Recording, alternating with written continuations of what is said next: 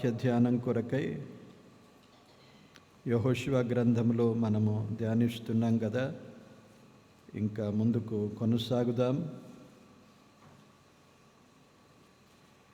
ప్రభు చిత్తమైతే యవనస్తుల కూడిక ఈ నెలలో వచ్చే ఆదివారము జరుపుదాము.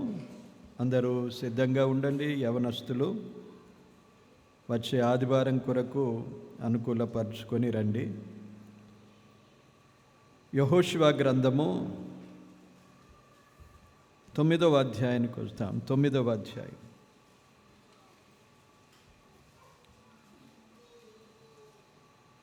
యెహోషువ గ్రంథము 9వ అధ్యాయము 14-15 వచనాలు చదువుకుందాం మనం. ఇశ్రాయేలీయులు యెహోవా చేత సెలవు పొందకయే వారి ఆహారములో కొంత పుచ్చుకొనగా, యెహోషువ ఆ వచ్చిన వారితో సమాధానపడి వారిని బ్రతకనిచ్చుటకు వారితో నిబంధన చేసెను. మరియు సమాజ ప్రధానులు వారితో ప్రమాణము చేసిరి. దేవుడు ఈ వాక్య భాగాన్ని దీవించును గాక. ఆమేన్. ధ్యానం కొరకై చిన్న ప్రార్థన చేసుకుందాం. పరిశుద్ధుడవైన మా దేవా, మా ప్రియ తండ్రి, స్తోత్రములు స్తోత్రములు వందనాలు చెల్లిస్తున్నాము. మీ మహాకృప చేతనే ఇంతవరకు మీ ఆత్మ ఆధీనములో ప్రారంభము నుండి ఆరాధన అంతటికి ఆధిపత్యము వహించి జరిగిస్తున్న ప్రభువా, మీకు స్తోత్రాలు చెల్లిస్తున్నాం. ప్రకటనలను దీవించండి. అన్ని కార్యక్రమాలు మీకు మహిమకరంగా జరిగించండి. సమయం మేము మీ మాటలు, మీ వాక్యము, మీ నోట నుండి వచ్చే ప్రతి మాటను వినడానికి ఆసక్తితో మీ వైపు చూస్తూ ఉన్నాం. ప్రభువా, ఈ వాక్య భాగాన్ని మాకు వినిపించినందుకు స్తోత్రాలు. వివరముగా ధ్యానించుటకు సహాయము చేయండి. నిలిచిన బలహీనుడను మీ కృప చేత బలపరచండి. మీ మాటలు నా నోటికి అందించండి. నాతో, మా అందరితో మీరు మాట్లాడండి. మహిమ, ఘనత, ప్రభావములు మీరు పొందండి. ఏమి మాట్లాడవలనని మీరు ఉద్దేశించారో ఆ మాటలే మాకు వినిపించండి. ప్రభువా, మమ్మను బలపరచమని, ఉజ్జీవింపజేయమని, మీ అందు ఆనందించే కృపతో మమ్మను నింపుమని యేసుక్రీస్తు నామమున కృతజ్ఞతతో ప్రార్థించి వేడుకుంటున్నాము తండ్రి. ఆమేన్. ప్రియులారా, మనము యెహోషువ గ్రంథములో యోర్దాను దాటి ముందుకు సాగిపోతున్న ఇశ్రాయేలు ప్రజలను మనము ధ్యానిస్తూ గమనిస్తూ ఉన్నాం. వారెలా యోర్దాను దాటారు,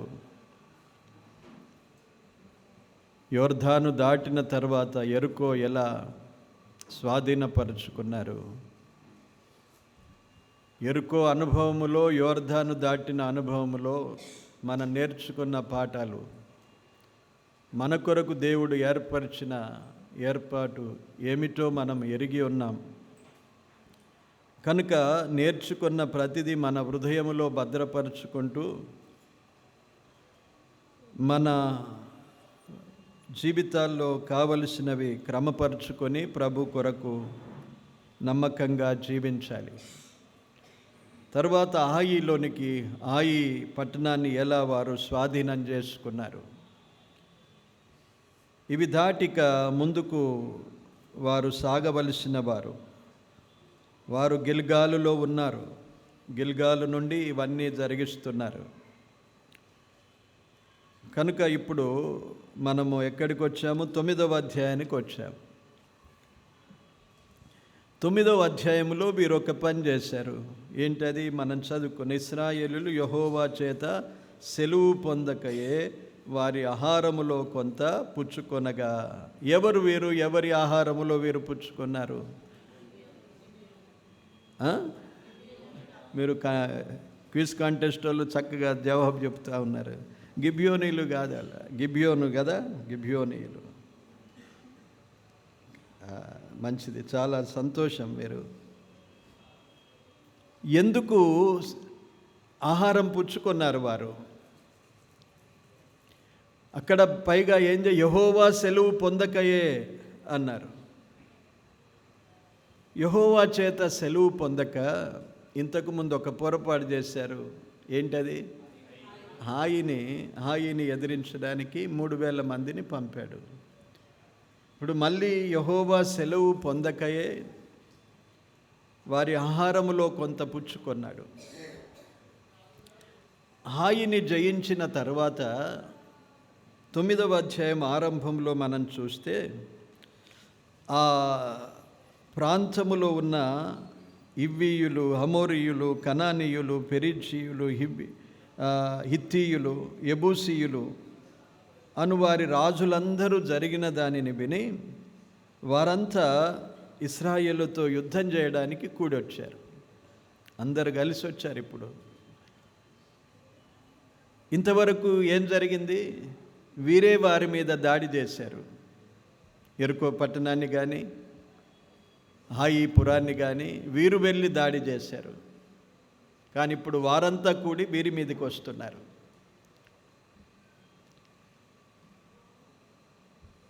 ఇలాగూ యుద్ధము చేయడానికి వచ్చినప్పుడు వారిలో ఒకరు హివ్వీయులు. గిబియోనీయులు మంచిదే, హివ్వీయులలోనే గిబియోనీయులు వారు. ఆ తర్వాత మనం 9వ అధ్యాయం చదువుతూ వెళ్తే హివ్వీయులని రాయబడింది. ప్రియులారా, ఇక్కడ ఆత్మీయంగా మనము కొన్ని ఆలోచనలు చేయవలసిన అవసరత. ఈ 5 దాదాపు 6 దేశాల రాజులు వీరు తమ మీదికి దాడికి వచ్చేసారు, యుద్ధానికి వచ్చేసారు. ఇంతకుముందు వీరు యుద్ధానికి వెళ్ళి యెరికో పట్టణాన్ని, హాయి పట్టణాన్ని స్వాధీనం చేసుకున్నారు. ఇప్పుడు శత్రువే వారి మీద దాడి చేయడానికి ఎదురొచ్చాడు. వీరు వెళ్ళి శత్రువును స్వాధీనపరచుకోవాలన్నా, వారు వచ్చి వీరి మీద దాడి చేసిన ఒకటి మాత్రము వారు గ్రహించాలి. ఏంటంటే వారి పక్షమున యుద్ధము చేయువాడు యెహోవాయే. ఈరోజు మనకు కూడా అంతేనండి. మనము కొన్ని పోరాడి వదులుకోవాలి. కొన్నిసార్లు కొన్ని పోరాటాలు మన మీదకి వస్తాయి. వీటన్నిటినీ జయించేవాడు మన పక్షమున యుద్ధము చేయవాడు యెహోవాయే. యెహోషువ చాలా యుద్ధవీరుడు. తన జ్ఞానము మీద కానీ, తన నైపుణ్యత మీద కానీ తాను ఆధారపడి ఉండకుండా దేవుని చిత్తమును ఎరగవలసిన వాడు. మనమెంత ఆత్మీయులమైనా, మనమెంత ఆత్మీయ అనుభవములో, భక్తి జీవితంలో ఎదుగుతూ ఉన్నప్పటికీ మనం ఎల్లప్పుడూ ప్రభు మీద ఆధారపడి సాగిపోవాలి. మన జ్ఞానాన్ని మనం ఉపయోగించకూడదు. మోషే లాంటి వాడు కూడా తన జ్ఞానాన్ని ఉపయోగించకుండా దేవుని యొక్క మందిరమును దేవుడు ఎలా చూపించాడో అలా ఏర్పరిచాడు.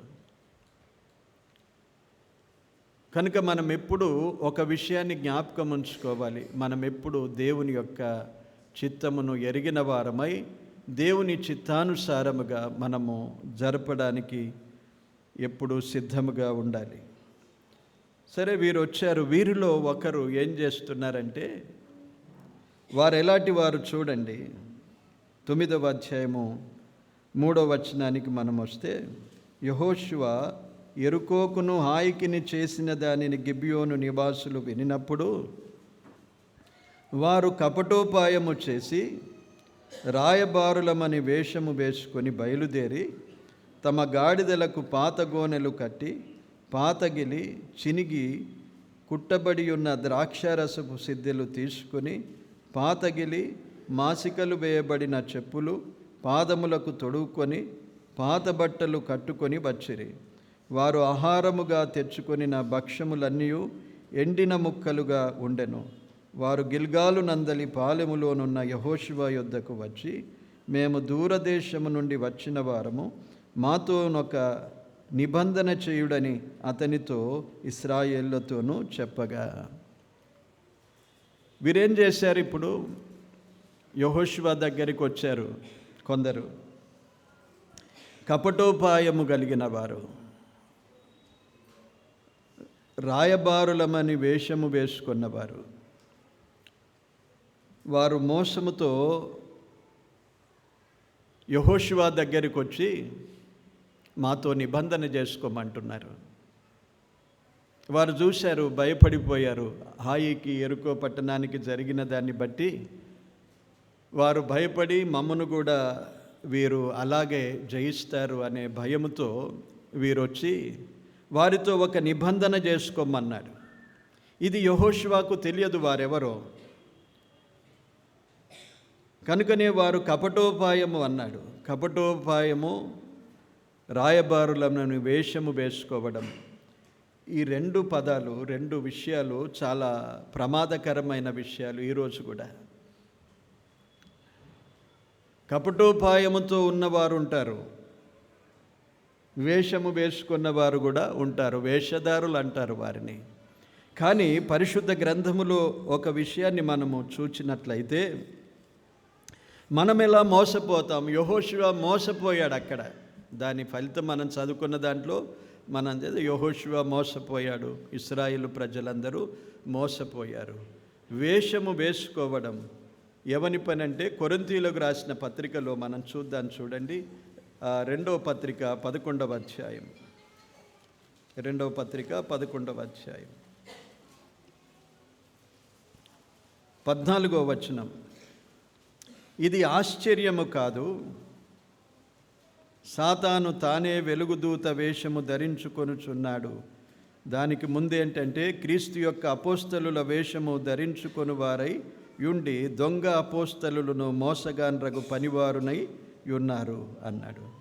ఈ దినాల్లో సంబంధం ఏంటి? వారు వేషం వేసుకొని వచ్చారు, అక్కడ మోసపుచ్చారు. ఈరోజు కూడా ఈ ప్రమాదం ఉన్నది అని దేవుని వాక్యము మనకు సెలవిస్తున్నది.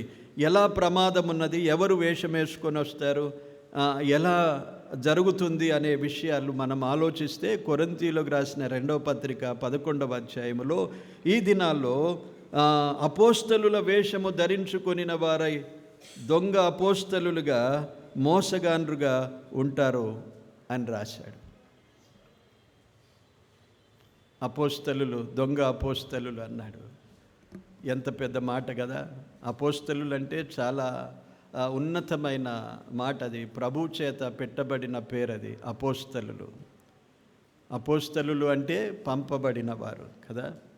దేవుడు ప్రభువు 12 మందిని పిలుచుకొని వారికి అపోస్తలులు అని పేరు పెట్టాడు. ఈరోజు చాలామంది అపోస్తలులని పేరు పెట్టుకుంటున్నారు. అది తమకు తామే పెట్టుకున్న పేర్లు. అవి ప్రభు పెట్టిన పేర్లు ఆ 12 మందికి మాత్రమే. ఆ తర్వాత పౌలు కూడా నన్ను ఏర్పరచుకున్నాడు ప్రభు అని చెప్పాడు అపోస్తలుడుగా. ఇప్పుడున్న అపోస్తలులను గూర్చి జాగ్రత్తగా ఉండాలి మనం. ఎవరైనా నేను అపోస్తలునంటే భ్రమపడిపోవద్దండి, భ్రమపడిపోవద్దు. ప్రవక్త అని చెప్పుకుంటారు, అపోస్తలులు అని చెప్పుకుంటారు. ఇలాంటివన్నీ మోసపరిచే విధానాలుగా మనము గ్రహిస్తున్నాం.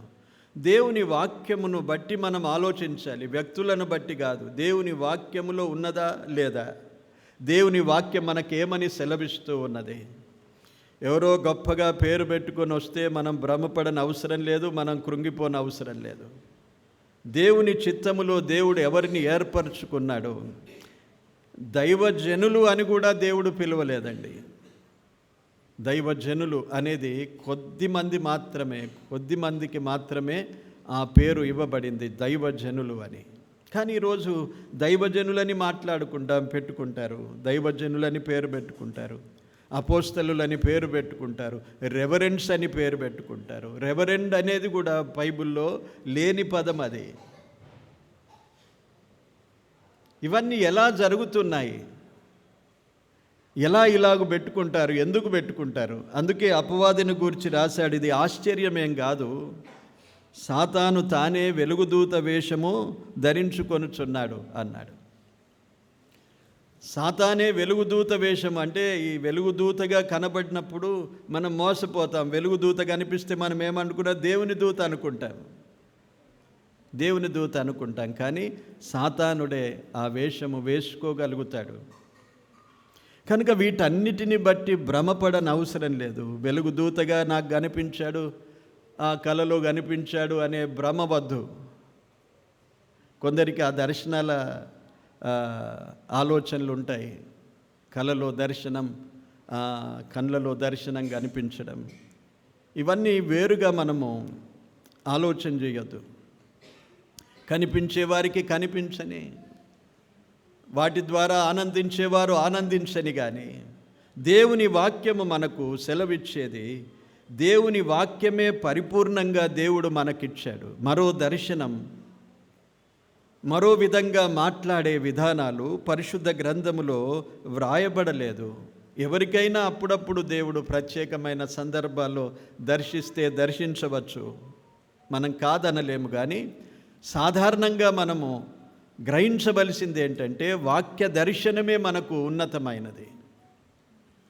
వాక్యము ద్వారానే ప్రభువు ప్రకటించబడ్డాడు, వాక్యము ద్వారానే ప్రభువు మనతో ఉంటున్నాడు, వాక్యమే దేవుడై ఉన్నాడు అని సెలవిచ్చాడు. ఒకవేళ ఒక దూతను మనము ఆశించినామనుకోనండి, ఆ దూతలో మోసం కూడా జరుగుతుంది. ఏంటి?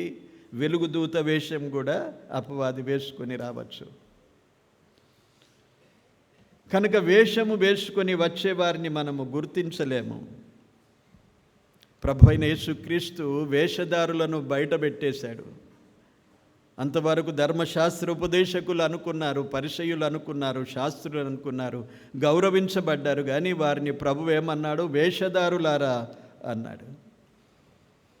ఈ వేషధారణ ప్రభు గుర్తించాడు, కానీ మనము గుర్తించజాలం. మనం యెహోషువ ఆ రోజు వారు వేషం వేసుకొని వచ్చినప్పుడు వారిని గుర్తించలేకపోయాడు. బయట వారు వేషం వేసుకునేది ఒకటైతే మనము వేషధారులంగా వేషం వేసుకొని బ్రతుకుతున్నామా? ఆలోచన చేసుకోవాలి. ఈ అంత్య దినాల్లో ఇలాగూ సంభవిస్తాయని ప్రభు తెలియజేశాడు తిమోతికి రాసిన పత్రికలో. మనలో కూడా వేషం వేసుకున్న వారు ఉండగలుగుతారు. ఇక్కడ చాలా నీట్గా, భక్తిగా, శ్రద్ధగా ఉండి బయట ఎలాంటి జీవితమో తెలియదు. రెండు జీవితాలు, వేషధారణ అంటారు దాన్ని. ఇక్కడ వస్తే ఒక వస్త్రాలు, బయటికి వెళ్తే మరో వస్త్రాలు. ఇక్కడ వస్తే తెల్లటి గౌను, బయటికి వెళ్తే సూట్లు, బూట్లు అన్నీ. ఇవన్నీ జరుగుతాయి కదా సాధారణంగా. మోసపోవద్దు ప్రియులారా, దేవుడు వెక్కిరించబడడు అన్నాడు. మనుషుడు ఏది విత్తునో అదే పంట కోయును అన్నాడు. ఎవరిని మోసపరుస్తాం మనం? వేషం వేసుకొని, వేషధారణతో భక్తి జీవితాన్ని కనుపరిచి ఎవరిని మోసపరుస్తాం? ఆరాధనలో పాలు పొందుతున్నాం, ఎవరిని మోసపరుస్తాం? హృదయం ఎలా ఉన్నది? లోపల వేషం ఎలా ఉన్నది? లోపల భక్తి ఎలాగున్నది? అయినా ఎవరు చూడడం లేదు, ఎవరు అడగడం లేదని అందులో పాలు పొందితే అదే వేషము, వేషధారణ. ఆరాధనలో పాలు పొందేవారు జాగ్రత్తగా ప్రియులారా పరిశీలన చేసుకోవాలి. పైకి భక్తి గలవారంగా కనిపించి అన్నీ క్రమంగా భక్తి పరులు చేసే విధంగా చేసి మళ్ళీ యథావిధిగా జీవితం, దేవునికి విరోధమైన కార్యాల్లో మనం నిలవడం, దుష్టుల ఆలోచన చొప్పున నడవడం, పాపుల మార్గమున నిలవడం, అపహాసకులు కూర్చుండే చోట కూర్చుండడం, ఇవన్నీ జరుపుతూ మళ్ళీ ఇక్కడ పరిశుద్ధులతో కలిసి ఆరాధించడం, అదే వేషధారణ, అదే వేషధారణ. ఇలాగుంటే భయంకరం ప్రియులారా. దేవుని కోపాగ్నిని మనము సమకూర్చుకుంటాం, దేవుని ఉగ్రతను సమకూర్చుకుంటాం. వేషధారణ దేవుడు ఇష్టపడడు, ద్విమనస్కులను దేవుడు ఇష్టపడడు అని రాశాడు 119వ కీర్తనలో. అంటే రెండు మనసులు కలిగిన వారు ద్విమనస్కులు అంటారు వారిని.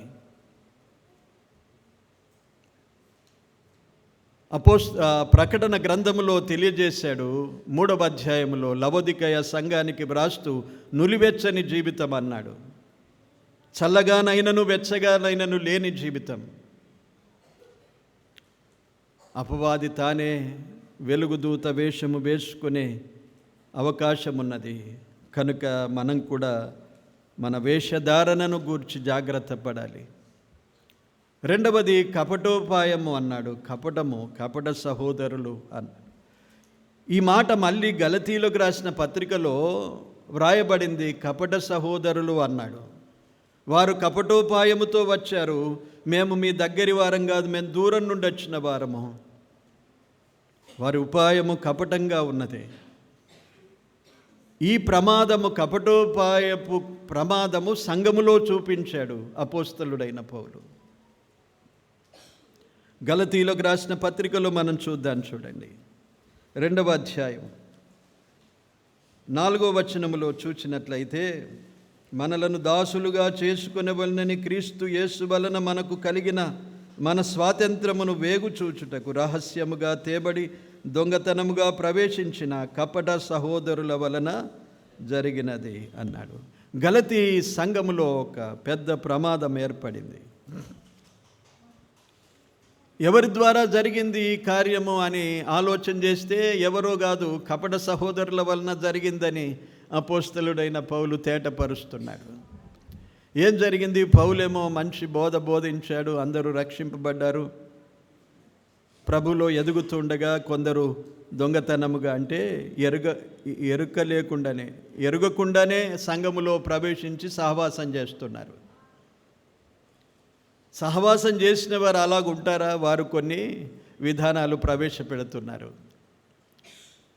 చాలా జాగ్రత్తగా ఉండవలసిన దినాలు ఇవి. మన సంఘములో ఏర్పడింది ఒకసారి, దాదాపు 30 సంవత్సరాలు 40 సంవత్సరాలు అయి ఉంటుంది. కొందరు సహోదరులు మంచివారే అనుకున్నాం, విశ్వాసులే కదా, మంచి పేరు పొందినవారు ఆ దినాల్లో అనుకున్నారు అప్పటి పెద్దలు. వారితో మేము కూడా చిన్న పరిచారకులంగా ఉంటిమే. వారిని చేర్చుకున్నారు, వారితో కలిసి సహవాసం జరిగింది. కపట సహోదరులు అంటే ఎలాగుంటారనేది నేను చెప్తా ఉన్నాను. వారితో సహవాసము మంచి పర్వాలేదు, వారి మంచి అనుభవం కలిగిన వారు, వారికి అవకాశాలు ఇవ్వడం జరిగింది. వాక్యం చెప్పడం, అన్నీ జరిగించడం, వారికి కొంత ఘనత, మర్యాదలు, సన్మానాలు జరిగించే వరకు ఏం చేశారు? కొందరిని వారికి తమ వైపున ఏర్పాటు చేసుకున్నారు. కొన్ని కుటుంబాలను తమ వైపు చేర్చుకొని కొన్ని విరోధంగా చేయడం ప్రారంభించారు. మెల్లగా ఆరాధనలో స్త్రీలు ఎందుకు మాట్లాడకూడదనే ఒక ఆలోచన తీసుకొచ్చారు. స్త్రీలెందుకు ప్రార్థన చేయకూడదు, స్త్రీలెందుకు ఆరాధన చేయకూడదు, పద్ధతులు మార్చగోరారు. ఇంకా అనేక విషయాలు వారు మార్పు చెందాలి అని ఆలోచన చేసి కొందరిని సమకూర్చుకొని తామే ప్రధానంగా ఉండి వీటన్నిటిని తమ స్వాధీనం చేసుకోవాలని అనుకున్నారు. వెంటనే మెలకువగలిగిన పెద్దలు, మా నాన్నగారు ఉన్నారు, యోహానన్న గారు, వీరు చాలా బలంగా నిలిచి వారిని వెళ్ళగొట్టేశారు. వారితో 3-4 కుటుంబాలు వెళ్ళిపోయారు. ఎంత నష్టం కలిగింది చూడండి. ఇలాంటి కపట సహోదరులు అంటారు. కపట సహోదరులు జాగ్రత్త పడవలసిన అవసరత సంఘములో కూడా ఉంటుంది. కపటోపాయములతో ఉండకూడదు. అది వీరు చూడండి, పనిని చెడగొట్టారు. గలతీ సంఘములో ఒక ప్రమాదకరమైన ప్రవేశం ఏంటంటే సున్నతి కావాలన్నారు. వాళ్ళు సున్నతి చేసుకోవాలి, అసలు సున్నతి లేనిది రక్షణ లేదు అన్నారు. ఇది ఎవరి వలన ఏర్పడింది అని చూసేసరికి పౌలు కనుగొన్నాడు. కొందరు కపట సహోదరులు చేరుకున్నారు, వారి ద్వారా ఇది ప్రచారమైంది. గలతీ సంఘములో స్థిరత లేదు, అస్థిరత ఏర్పడింది. విశ్వాస విషయంలో బలహీనులైపోయారు. అందుకే ఈ పత్రిక రాశాడు, గలతీ పత్రిక. సో కపటోపాయములతో ఉండే సహోదరులు కూడా ఉంటారు. జాగ్రత్త పడాలనేది మనం నేర్చుకుంటున్నాం. మనలో కూడా కపటోపాయములను అపవాది కలిగిస్తాడు. జాగ్రత్తగా ఉండాలి. తిరుగుబాటు, అవిధేయత, లోబడనొల్లనితనం, సంఘ క్రమాలకు లోబడకుండా తిరుగుబాటు చేసే విషయం, ఇవన్నీ అపవాది సంబంధమైనవి. ప్రియులారా, జాగ్రత్తగా ఉండవలసిన విషయాలు ప్రభు మనకు బోధిస్తూ ఉంటాడు. మనం అలాగున్నామని కాదు, కానీ మనలో ఎప్పుడైనా అపవాది ఇలాంటివి ప్రవేశపెడతాడు. కపటోపాయముతో యెహోషువ అనుకోలేదు. గొప్ప విజయాన్ని సాధించాడు. యెరికో పట్టణాన్ని సాధించాడు. హాయి పట్టణాన్ని సాధించాడు. 6 రాజులు వచ్చారు ఒకేసారి తన మీదకి, యుద్ధానికి వస్తూ ఉన్నారు. సిద్ధపడుతూ ఉండగా ఒకడొచ్చి నాతో నిబంధన చేయమంటున్నాడు. పరిశీలన చేయవలసిన వాడు. విజయాన్ని బట్టి ఒకవేళ కొన్నిసార్లు మనము ఉజ్జీవంగా ఉన్నప్పుడు, ఉత్సాహంగా ఉన్నప్పుడు చాలా మైమరిచినట్లుగా ఉంటాం. మెలకువగా ఉండాలి. అప్పుడే మనం ఎక్కువ సంతోషములో ఉన్నప్పుడు కూడా అపవాది మనలను తాకుతాడు. మనము దుఃఖములో ఉన్నప్పుడు కూడా వాడు మనలను ఇంకా బలహీనపరుస్తాడు. కొన్నిసార్లు ఎక్కువ సంతోషం, ఎక్కువ ఉజ్జీవంగా ఉన్నప్పుడు అపవాది ఏదో ఒక క్రియను తను జరిగిస్తుంటాడు. కపటోపాయము, వేషధారి వలె వాడు మన మధ్యకు ఏదో ఒక తొందరలు జరిగించడానికి, కుటుంబంలో కానీ, సంఘములో కానీ, వ్యక్తిగత నీ జీవితంలో కానీ, నీవెప్పుడైతే చాలా క్రమంగా భక్తిగా జీవించాలనుకుంటావో ఎప్పుడో ఒక శోధన వాడు తీసుకొస్తాడు. కుటుంబంలో కూడా ఎంత భక్తిగా జీవించాలని అనుకుంటామో వాడు ఏదో ఒక సమస్య తీసుకొస్తాడు. సంఘములో ఎంతో ఉజ్జీవంగా కొనసాగుతున్నాం అనుకుంటామో అదే సమయంలో ఏదైనా తీసుకొస్తాడు. అందుకే మెలకువగా ఉండాలి. యెహోషువ చేసిన చిన్న పొరపాటు, ఇశ్రాయేలు అందరూ పెద్దలు, ప్రధానులు మోసపోయారు. వారు ఎలా మోసపరిచారు? వారు వేషధారణతో మోసపరిచారు, కపటోపాయముతో మోసపరిచారు. వారికి సమీపంగా ఉన్నవారే వారు అసలు ఇవ్వీయులు, వారు గిబియోనీయులు. అక్కడ మనం ముందుకు ఇంకా చదువుతూ పోతే తర్వాత విషయాలు, వారు నేరుగా ఏమంటున్నారు? మాతో నిబంధన చేసుకోండి అంటున్నారు. మేము కలిసి ఉందాము, మాతో నిబంధన చేసుకోండి అనే ప్రస్తావన తీసుకొచ్చినప్పుడు యెహోషువ ఇంకా కొంత ముందుకు మాట్లాడుతూ వారి వివరాలు తెలుసుకున్నప్పుడు వారు వీరి చరిత్ర అంతా తీసుకొచ్చారు, మాట్లాడుతున్నారు. కనుక ఇక మాతో నిబంధన చేసుకొనుడి అన్నప్పుడు అప్పుడు వారు ఇశ్రాయేలు యెహోవా చేత సెలవు పొందకయే వారి భోజనములో కొంత పుచ్చుకొనిరి. వారి భోజనం ఎలాగున్నది? ఎండిపోయిన రొట్టెలు, అంటే చాలా రోజుల నుండి, ఎంతో దూరం నుండి వచ్చి ఉంటారు అని చూపించారు వారు. వీరు కూడా భోజనం తీసుకొని ఏం చేశారు? కొంత పుచ్చుకొని వారితో సమాధానపడ్డారు, మోసపోయారు, సంతోషించారు. కానీ ప్రసంగి గ్రంథములో ఒక మాట ఉన్నది, చూద్దాం. చూడండి, ఒక మాట, చాలా మంచి మాట మనకు. 2వ అధ్యాయము 25వ వచనం చూడండి. ఆయన సెలవు లేక భోజనము చేసి సంతోషించుట ఎవరికి సాధ్యమో అన్నాడు. 2వ అధ్యాయం 25వ వచనం. వారు భోజనం చేశారు, వారి ఆహారములో కొంత తీసుకున్నారు. యెహోవా సెలవు లేకయే భోజనం చేశారు, సమాధానపడ్డారు, సంతోషించారు, ఒక నిబంధన చేసుకున్నారు కదా. సమాధానపడి నిబంధన అంటే దట్స్ ఏంటి?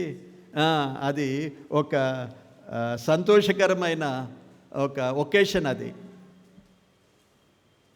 కానీ దేవుడు ఏమంటున్నాడు చూడండి, ఆయన సెలవు లేక భోజనము చేసి ఎవడు సంతోషించగలడు?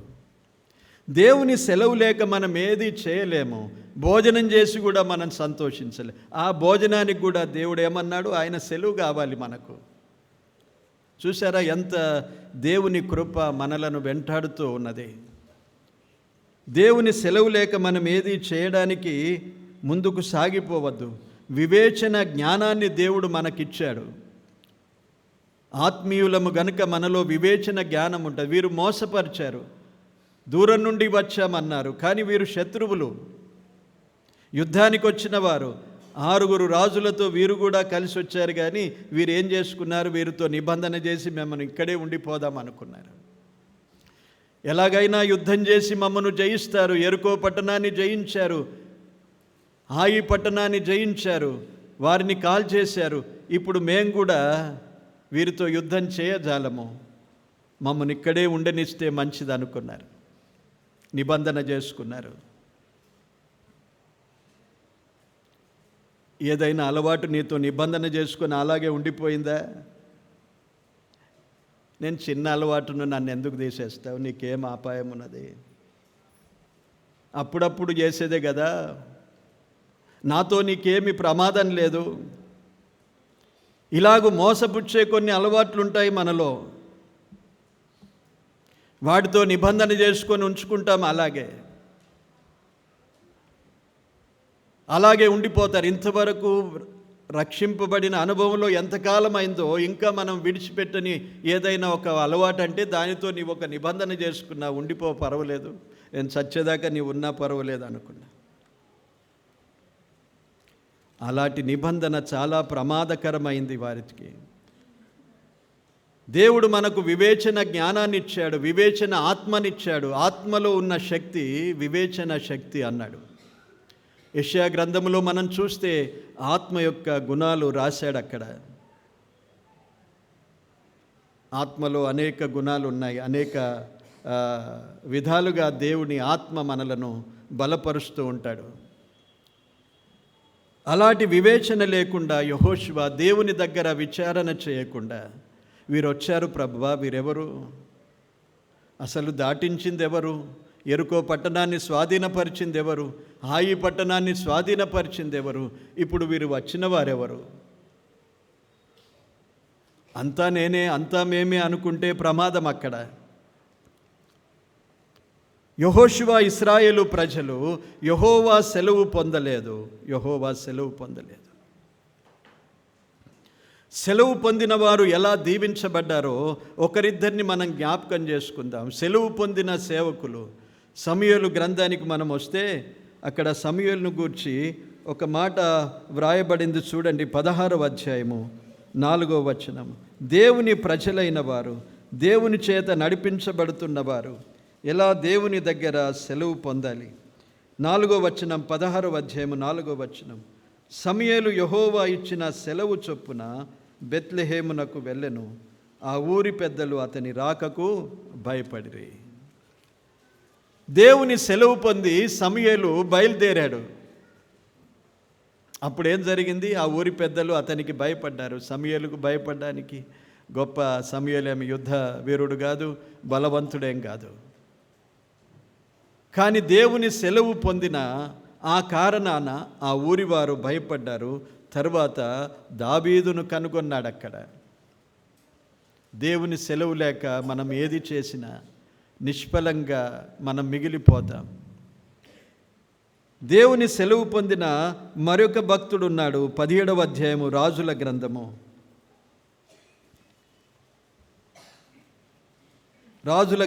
మొదటి రాజుల గ్రంథము 17వ అధ్యాయం 5వ వచనం.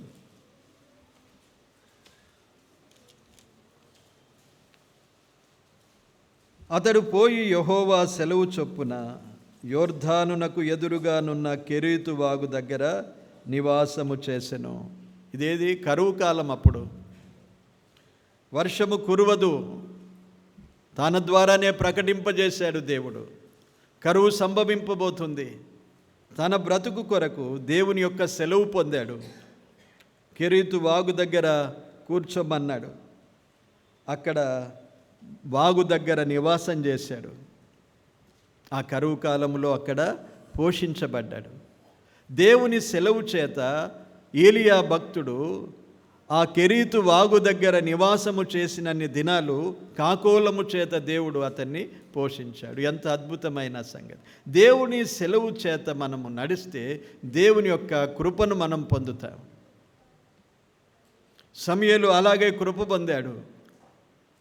ఒక రాజును కనుగొనాలి, దేవుడు వెళ్ళమన్నాడు, దేవుడు సెలవిచ్చాడు, వెళ్ళిపోయాడు. ఆ ఊరు వారంతా భయంతో నిండిపోయారు.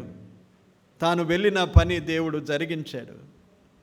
దేవుని సెలవు కొరకు మనం ఎప్పుడు ఆలోచన కలిగి ఉండాలి. నేను ఎన్నోసార్లు చెప్తూ ఉంటాను, మన మనసుకు వచ్చింది మనం చేయడానికి ఎప్పుడు సిద్ధంగా ఉండి ముందుకు సాగిపోవద్దు. దేవుని సెలవును కోరుకోవాలి. దేవుడు సెలవిస్తాడా? ఒప్పుకుంటాడా? నేను వెళ్ళాలా వద్దా? నేను ఇది చేయాలా వద్దా? నేను ఇది తినాలా వద్దా? అందుకే అన్నాడు కదా, భోజనం కూడా ఆయన సెలవు లేక తింటే సంతోషించగలమా? అందుకే ఈరోజు షుగరు, బీపీ, ఎన్నో వ్యాధులతో మనము ఇష్టానుసారంగా తిని బాగులేకుండా ఉండిపోతాం. దేవుని సన్నిధిలో ఎంత ఖచ్చితంగా మనం ఉండాలో నేర్చుకుంటున్నాం. సరే, ఇప్పుడు సెలవు పొందకుండా ఆహారం భుజించాడు. ఏం జరిగింది చూడండి. దేవుడు ముందుగానే చెప్పాడు. దేవుడు ముందుగా చెప్పిన మాటలు కూడా మర్చిపోయాడు. సంఖ్యాకాండం 33వ అధ్యాయములో ఈ యెహోషువ మోషేతోనే ఉన్నవాడు కదా. మోషేతో ఎప్పుడు రైట్ హ్యాండ్గానే ఉన్నవాడు, పరిచారకుడుగా ఉన్నవాడు. మోషే ఏం చెప్పాడు చూడండి వారికి. 33వ అధ్యాయము 55వ వచనము సంఖ్యాకాండములో, అయితే మీరు మీ ఎదుట నుండి ఆ దేశ నివాసులను వెళ్ళగొట్టని ఎడల మీరు వారిలో ఎవరిని ఉండనిచ్చెదరో వారు మీ కన్నులలో ముండ్లుగాను మీ ప్రక్కలలో శూలములుగాను ఉండి మీరు నివసించు ఆ దేశములో మిమ్మును బాధ పెట్టెదరు అన్నాడు. ముందుగానే చెప్పేశాడు. మీరు ఒకవేళ ఎవరినైనా ఉండనిస్తే అయ్యో అనుకుంటారు కొన్నిసార్లు కదా. కొన్నిసార్లు ఇలా మోసంగా ఉండనిస్తాము. ఇలాగ ఉండిపోతే ఆ దేశ నివాసులను వెళ్ళగొట్టకపోతే వారు ఎలాగుంటారంటే మన కన్నులకు ముండ్లుగా ఉండిపోతారన్నాడు. ప్రక్కలలో శూలముగా ఉండిపోతారు, మనలను బాధ పెట్టువారుగా ఉండిపోతారు అన్నాడు. యెహోషువకు తెలియదా? ఇశ్రాయేలు ప్రజలకు తెలియదా?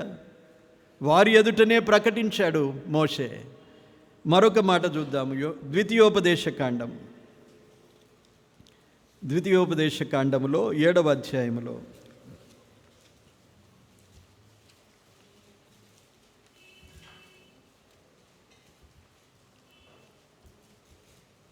7వ అధ్యాయములో, నీవు స్వాధీనపరుచుకొనబోవు దేశములోనికి నీ దేవుడైన యెహోవా నిన్ను చేర్చి బహుజనములను అనగా సంఖ్యకు బలమునకు నిన్ను మించిన హిత్తీయులు, గిర్గాషీయులు, అమోరీయులు, కనానీయులు, పెరిజ్జీయులు, హివ్వీయులు, ఎబీసీయులను 7 జనములను నీ ఎదుట నుండి వెళ్ళగొట్టిన తరువాత నీ దేవుడైన యెహోవా వారిని నీకు అప్పగించునప్పుడు నీవు వారిని హతము చేయవలెను, వారిని నిర్మూలము చేయవలెను, వారితో నిబంధన చేసుకొనకూడదు, వారిని కరుణింపకూడదు, నీవు వారితో వియ్యమందకూడదు, వాని కుమారునికి నీ కుమార్తెను ఇయ్యకూడదు, నీ కుమారునికి వాని కుమార్తెను పుచ్చుకొనకూడదు, నన్ను అనుసరింపకుండా ఇతర దేవతలను పూజించున్నట్లు నీ కుమారుని వారు మళ్లించుదురు. అందును బట్టి యెహోవా కోపాగ్ని నీ మీద రగులుకొని ఆయన నిన్ను త్వరగా నశింపజేయును అన్నాడు. ఎంత ఖచ్చితంగా చెప్పాడు చూడండి. దేవుడు అన్యాయస్తుడు కాదండి. దేవుడు ముందుగానే మనకు జాగ్రత్త పరుస్తాడు. దేవుని వాక్యమే అందుకు మనకున్నది. ప్రతి దేవుని వాక్యముతో దేవుడు మనతో మాట్లాడుతుంటాడు. వారితో నిబంధన చేసుకొనకూడదు అన్నాడు. యెహోషువ నిబంధన చేసుకున్నాడు. వారితో సమాధానపడ్డాడు. యెహోషువ సమాధాన పడిపోయాడు. వారి భోజనములో సెలవు లేకుండా భోజనం చేయకూడదు. వారిని మన్నాతో పోషించినవాడు దేవుడు. మన్నా నిలిచిపోయిన తర్వాత ఆ దేశపు పంటతో వారు బ్రతుకుతున్నారు గిల్గాలులో. ఇంత గొప్పగా దేవుడు వారి పట్ల జరిగించిన ఆ భోజనాన్ని వారు భుజించారు. మాత్రమే కాకుండా వారితో సమాధానపడ్డారు. వారెవరని కూడా ఆలోచన చేయలేదు. వారు చెప్పిన మారు వేషములో వేషధారులుగా కపటోపాయముతో చేసిన వాటికి మోసపోయారు. దేవుడు చెప్పిన మోషే ద్వారా పలికించిన వాటిని మరిచిపోయారు. ఎంత ప్రమాదం జరిగింది చూడండి. వారు ఎలాగుండిపోయారు. అందుకే ఇశ్రాయేలు ప్రజలలో చాలామంది అలాగుండిపోయారు. న్యాయాధిపతుల గ్రంథానికి వస్తే ఇంకా మనకు అనేక విషయాలు తెలుస్తాయి. యెహోషువ గ్రంథములో దేవుడు వాగ్దానం చేసినట్లుగా దేవుడు వారికి ఆ భూభాగాన్ని స్వాధీనం చేశాడు. కానీ వెళ్ళగొట్టవలసిన వారిని వారు వెళ్ళగొట్టలేదు. ఇక్కడ మొట్టమొదటిగా మనం హివ్వీయులను చూస్తున్నాం. వారిని ఉండనిచ్చారు. ఇప్పుడు ఉండనిస్తే వారు ఏమైపోతారు? చదివినాం కదా. వారికి బాధ కలిగించే వారైతారు. వారు ప్రక్కలో బల్లెము వలె ఉండిపోతారు. వారు కండ్లకు ముళ్ళుగా ఉండిపోతారు అన్నాడు. వారేం చేస్తారు? 4వ వచనములో నన్ను అనుసరింపక ఇతర దేవతల వైపు పూజించున్నట్లు నీ కుమారుణ్ణి వారు మళ్ళిస్తారు అన్నాడు. వారితో వియ్యం అందుకున్నారు. అంటే పెళ్ళిళ్ళు కూడా చేసుకున్నారు. రాను రాను వారితో ఉండనిచ్చిన వారితో అన్యులతో వివాహం జరిగించారు. వారేం చేశారు? కుమారులను మళ్ళించేశారు. అందును బట్టి యెహోవా కోపాగ్ని నీ మీద రగులుకొని త్వరగా నిన్ను నశింపచేయు. ఈరోజు ప్రియులారా, మనలను కూడా దేవుడు తన వాక్యము చేత దర్శిస్తూ హెచ్చరిస్తూ ఉండగా వాటిని మరిచిపోయి మన ఇష్టానుసారంగా జీవిస్తూ ఎలాగంటే అలాగూ బ్రతుకుచు ఎవరితోనంటే వారితో మనం సాంగత్యం చేసి వారితో నివసిస్తే వారితో జీవిస్తే మనకు ప్రమాదము తప్పదు. ప్రభు యొక్క కోపాగ్ని మన మీదికి రగులుకుంటుంది అనే విషయాన్ని ఇక్కడ జ్ఞాపకం చేస్తున్నాడు. ప్రత్యేకమైన జీవితం దేవుడు తన ప్రజల కొరకు ఏర్పరిచిన దేశం. అక్కడ ఉన్నవారందరినీ వెళ్ళగొట్టుమన్నాడు.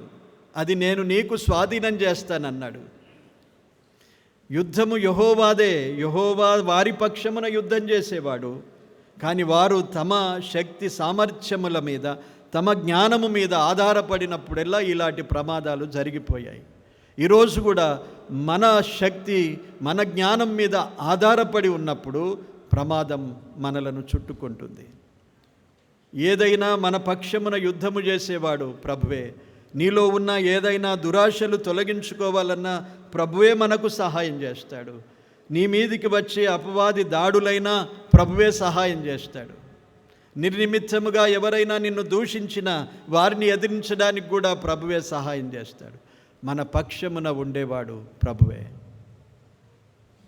కానీ ఎప్పుడైతే మన స్వంత జ్ఞానం మీద ఆధారపడిపోతామో ఇలాంటి శోధనలో పడిపోతాం. యెహోషువ చాలా గొప్పవాడు, నమ్మకమైనవాడు, బలమైన యోధుడు, నమ్మకమైన పరిచారకుడు. కానీ ఎలా మోసపోయాడు చూడండి. మనం ఎంతటి వారమైనా మోసపోకుండా జాగ్రత్త పడాలి, మెలకువగా ఉండాలి, దేవుని సన్నిధిలో సెలవు తీసుకోవాలి.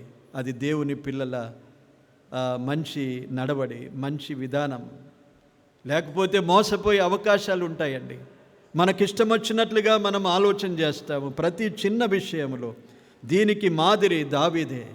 అందుకే ఇశ్రాయేలు వంశములన్నిటిలో దావీదును గొప్పగా దేవుడు హెచ్చించాడు. పాత నిబంధన గ్రంథము నుండి క్రొత్త నిబంధన వరకు దావీదు పేరును మనము చూస్తూ ఉంటాం. ఎందుకంటే దావీదు ప్రతి విషయంలో దేవుని సెలవు పొందేవాడు. ఒక్క విషయంలో తప్పిపోయాడు కానీ ఎంత నష్టపోయాడు. కానీ దేవుడు కనికరించాడు, మాదిరిగా ఉంచాడు. ప్రతి రాజులకు మాదిరి దావీదే అని చెప్పాడు. దావీదును బట్టి నిన్ను కనికరిస్తున్నానని రాజులను కనికరించాడు. ఎందుకంటే దేవుని దగ్గర సెలవు పొందినవాడు. యెహోషువ నిబంధన చేసుకున్నాడు, ఇశ్రాయేలు నిబంధన చేసుకున్నారు, వారిని ఉండనిచ్చారు. వారు చాలా ప్రమాదకరంగా తర్వాత మారి ప్రారంభంలో వారిని ఒక పని కొరకు ఏర్పరచుకున్నారు. చూడండి ఏ పని? వారిని కట్టెలు నరుకువారు. 23వ వచనములో తర్వాత తెలిసిపోయింది వీరు మోసపుచ్చారు మమ్మలనని. ఆ తర్వాత 23వ వచనములో వారు శాపగ్రస్తులగుదరని శపించారు వారిని. కానీ వారిని కట్టెలు నరుకువారు, నీళ్లు చేదువారుగా వారిని ఉంచుకున్నారు. వారు అలాగే ఉండిపోయారా, అలాగే ఉండిపోతారా చెప్పండి. ఇప్పుడు చిన్న చిన్న ఒక ఎగ్జాంపుల్ మనం తీసుకుందాము. మన కంపెనీలో చిన్నగా ఉద్యోగం లేదంటే కాంట్రాక్ట్లో తీసుకుంటారు కదా. తీసుకున్న తర్వాత వారు మెల్లిమెల్లిగా కొంతకాలానికి ఏం చేస్తారు? ఉంటారా? అలాగే ఉండరు కదా. వారు కొంతకాలానికి మాకు వీరితో సమానంగా కావాలంటారు, తిరుగుబాటు చేస్తారు, ఎదురు తిరుగుతారు, వారు అనుకున్నవి సాధించేదాకా ప్రయాస పెడతారు. అలాగే వీరికి జరిగింది. వారిని మొదటిగా కట్టెలు నీళ్లు చేదువారుగాను కట్టెలు నరుగువారుగాను వారిని ఉండని అనుకున్నారు. కానీ వారు తమ దేశములో వారికి ఇబ్బంది కలిగించేవారుగా, బాధ కలిగించేవారుగా, బల్లెములో శూలములుగా మిగిలిపోయారు. ముందు చరిత్రలో ఇశ్రాయేలు ప్రజలు పాడైనది వీరిని బట్టే. ఇశ్రాయేలు ప్రజలు ఐగుప్తులో నుండి బయలుదేరుతుండగానే కొందరిని తీసుకొచ్చారు. వారంతా అరణ్యములో రాలిపోయారు. ఇప్పుడు మరో జనములో మళ్ళీ ఇక్కడ కొందరు వారితో చేరిపోతున్నారు.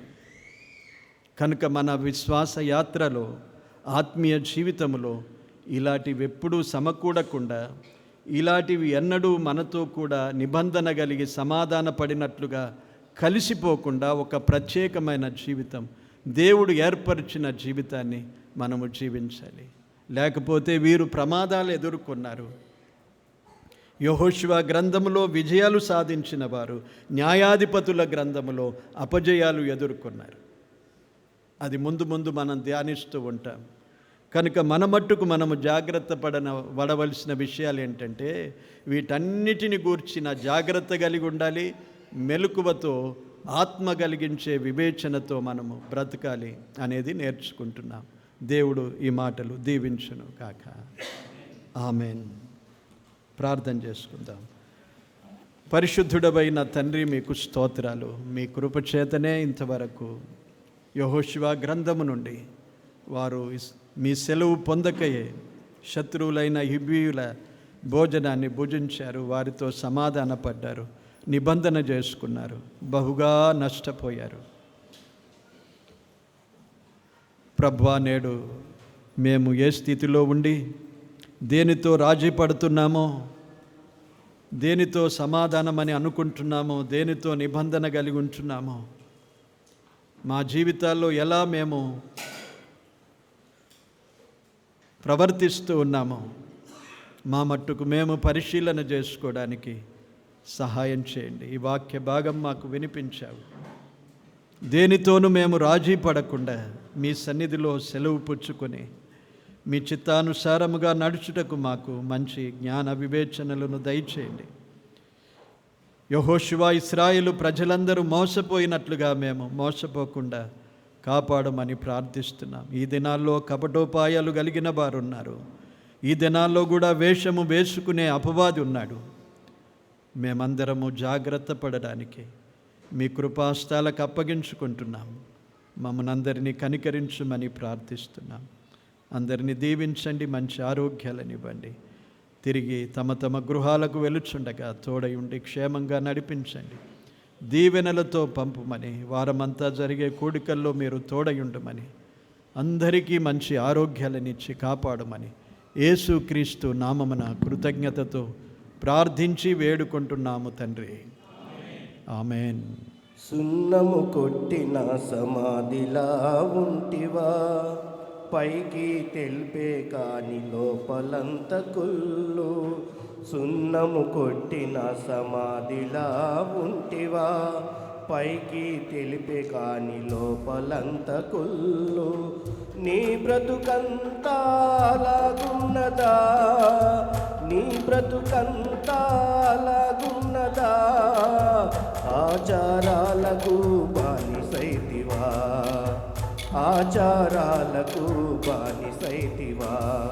తడిమి చూస్తే ఏశావు, స్వరము వింటే యాకోబు. నిన్ను తడిమి చూస్తే అన్యుడవు, నీ స్వరము చూస్తే క్రైస్తవుడవు. వేషధారి ఓ వేషధారి, నీ బ్రతుకంతా మార్చు